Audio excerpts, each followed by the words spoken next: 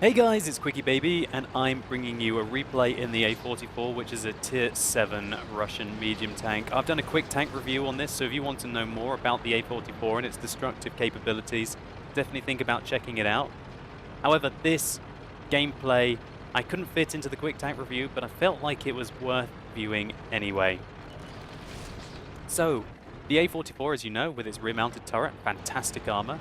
I like to play it in positions that maybe heavies would usually go to, so I'm starting down this alleyway. However, I've watched this replay before, I know that absolutely nothing happens, so I'm just going to speed up the game a little bit for you, and we can whiz straight into the action. Seeing that none of the enemies decided to go down there, and also noticing that the best players on the enemy team, namely the E-25, has gone up on the hill, I feel like I need to get up there and try and take them out. And that's what I like to do quite often in my gameplay. I know XVM is a false economy, so to say, occasionally, but we've noticed this E-25 seems to know what he's doing. He's very experienced with 31,000 games played, and he does have 1,450 efficiency. So if I can take him out before he can take my team out, then that'll be great. So due to my indecisiveness at the heavy corner, I've made it very late up onto the hill. And as we can see, we've lost a lot of tanks, including one of our Tier 6s, two of our Tier 6s, three of our Tier 6s, and two Tier 5s. So we've already lost a third of our team. We're about to fire our first shot of the game. So our 107mm puts in a meaty, completely average roll there into the T-25-2. 300 damage is the average on this 107mm. And we can see this T-150 really isn't making the most of his armor, and he's getting absolutely minced by the enemies. However, he allows me to get enough cover to take out that T-25-2. And now I'm going to start to side scrape against the best player on the enemy team in the E-25. So he fires two at us, one penetrates, and thanks to my alpha damage, I can just reload. He has to really push the tempo on me with his little pop gun. He bounces off me again, and I have no idea what he's doing. He might be just praying that his team come and help him, or he might think that I'm just going to make mistakes. No mistakes were made today, and that's what the A-44 is good for. The alpha damage is more than enough to penetrate your enemy targets. Oh, we've given our broadside to the Stug here. Oh, that's painful, and that's where the accuracy and the aim time in the A-44 does not do it justice. So, we're going to ram this Stug to be able to kill him with our next shot. And I decide to avoid the IS. We can see the A-44's able to go backwards quite quickly. I'm doing some reverse side scraping here. Unfortunately, the Su-85 manages to put one shot in us there before we're able to kill him. And so we've been reduced to about 40% health. Now this IS is coming after me very aggressively, and I would too if I was the IS. But the A-44 is just so fast and so maneuverable that it's able to evade that IS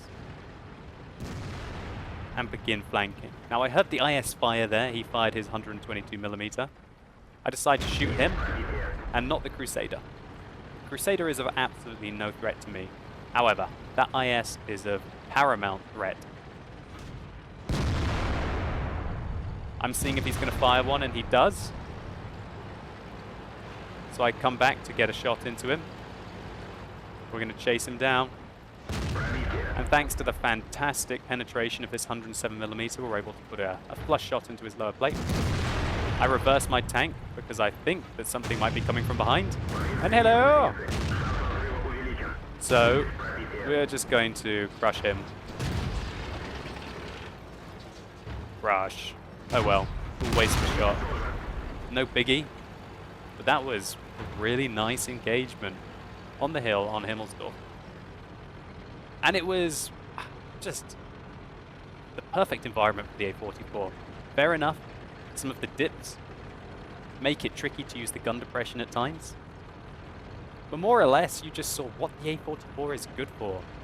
And that is, its fantastic frontal armor is able to just weather the storm from especially lower tier targets when I'm in other tier 7 medium tanks, such as the Chi-Ri or the Comet, as an example, I hate lower tier targets because I know that they're going to pen me anyway, and I know that I'm going to kill them, but it's just like taxes. I have to pay with my health to kill them. However, in the A-44, if you use the tank well to side scrape, then really you're able to take them out really without anything. So we can see that Churchill is AFK in base, and our SU-152 is making his way over. So that AMX-12T undoubtedly spots me. The enemy do have an artillery. I don't want to get spotted out in the open. So what I do here is keep going this way until he stops spotting me.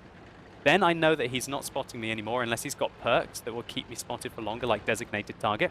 And so I change directions and come after him, because I think that he's going to try and flank me, but I'm going for the counter flank, and yeah, hello. Sorry, dude. You got outthought and outsnuck there. So yeah, basically use that to your advantage. If you know that you've spotted an enemy and they've spotted you and they're trying to avoid you, outthink them. Go one way until they can no longer see you, and you can know that by no longer seeing them. Make the engagement, change directions, and then outflank them. So thankfully the artillery misses us, so we're able to put a clean hit into him. And wow, I just evened up this game. Really, it was after the SU-152 died, it was a 1v4 because our Churchill is AFK. One of the enemies is a T-29, which many of you will know is probably the best tank at tier 7. One of the best tanks tier for tier in the game. And really, if you think about the kind of tier 7 medium tanks that will handle a T-29, there's not many. So unfortunately I get spotted there, but I'm just getting out. The last known location of the VK was going up on the hill. However, oh my word, my AFK Churchill actually did something useful. I think about stopping there and reversing, but then I realized that would be a really bad mistake because the T-29 has our flank. I'm pretty sure the T-29 spotted me there, so this VK should know that I'm coming. However, when you're in these kind of engagements where you're basically 1 versus 2, you don't have an option. You have to be aggressive. We slam a lovely shot in there with our 107. I don't want to ram him because he's quite heavy, so I'm just going to follow him up, gently tap him, bounce his shell, and assassinate him. Oh god, the T-29's got a jump on us, and he tracks us. I repair my track quickly. Stop to take a shot at him, and unfortunately the accuracy means that we miss. And he fires again. So I'm not sure if I was thinking this at the time. I can't say if I was. But the fact that he fired at me again means that he's probably not using the 105mm. So I'm looking for a clean shot. We make it and we escape.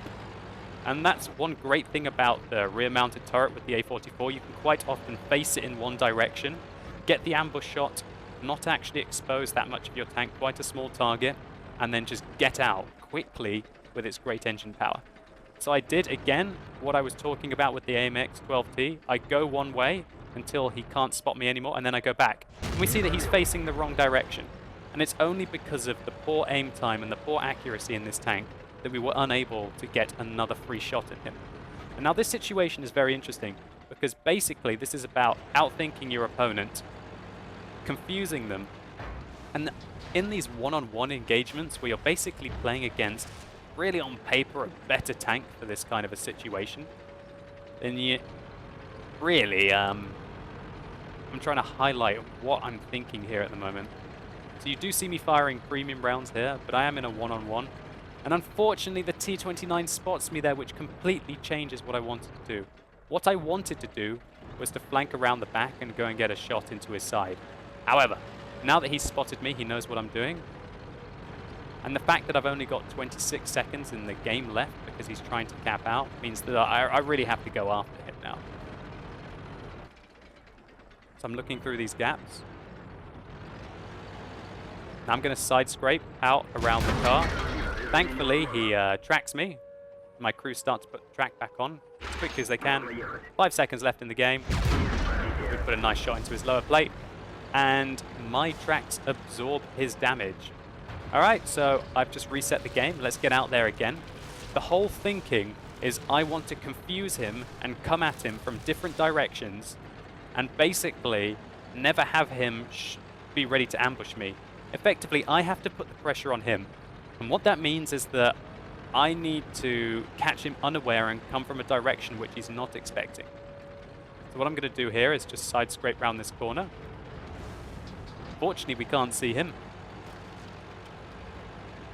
And so I'm going to make my way down this alleyway to go after him some more.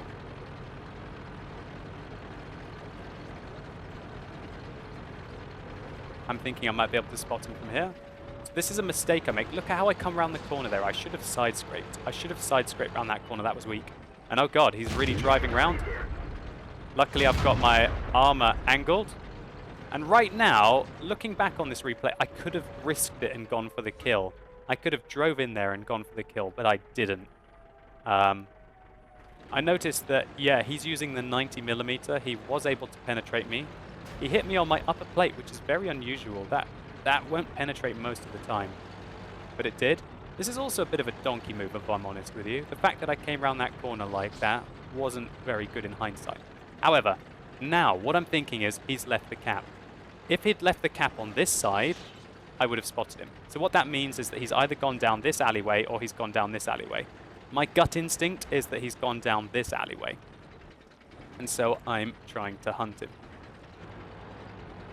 Come around the corner to see if he's there. He's not. And I'm not sure if I like this move. I don't know where he is now. I've lost track of where he is in my mind. And there he is. Fortunately, he doesn't engage us. So, right, now this is just a standoff. I'm just going to make sure that I keep my gun aimed and try and close the distance. He comes around the corner foolishly and we're able to pick him apart. And so we were effectively able to take out full health T-29 there in a fairly tricky one-on-one situation. I think this replay highlighted the strengths of the A-44. It's got great mobility, it's got really good armor, and that 107mm can be put to devastating effect, especially if you can control the engagement and dictate the pace of the combat and make sure that you're shooting the enemy once and he's only shooting you once. Of course, that changes, for example, if you're fighting against an ISU-152, you want to be shooting him twice for every time he hopefully misses you once. Anyway, let's take a look at some post-game stats. So this was a pretty big round for me. It was my mastery badge in the A-44. We got a Radley-Walters with our 9 kills, a steel wall, the defender medal, and a sniper medal. We got 5,184 experience for our double. Without premium or any kind of bonuses at all, that was 1,728 experience. We had to carry this game pretty hard. We did over 3 times the damage of the next guy and over 6 times the damage of the guy after that. And sometimes you just have to carry that hard. Thankfully, due to the armor and especially the side armor and the tracks of this tank, we were able to take 2,655 damage before we went down. We got hit 18 times and of those only 8 penetrated. We were all over the place on that map, traveling over 5 kilometers during the game. And that's just a great example of the top speed of the A-44 at 59 kilometers an hour and the great engine power, and especially the track traverse to allow you to navigate round corners really slickly. Anyway, this was one of my favorite games that I've had in a while. Hopefully you guys enjoyed it. If you did, please consider rating the video down below. And let me know in the comments if you think that did I make any blundering errors? What do you think I could have done better or differently? And especially, what do you think of the A-44? If this gameplay has tickled your fancy, maybe you want to check out my quick tank review on the A-44, so you can know everything that you need to know about this tank and also see lots more gameplay on it. Anyway guys, this gameplay was just to show another kind of tricky situation at the end of the game where it was a one-on-one. Thank you so much for watching, you've been epic, and hopefully I'll see you soon.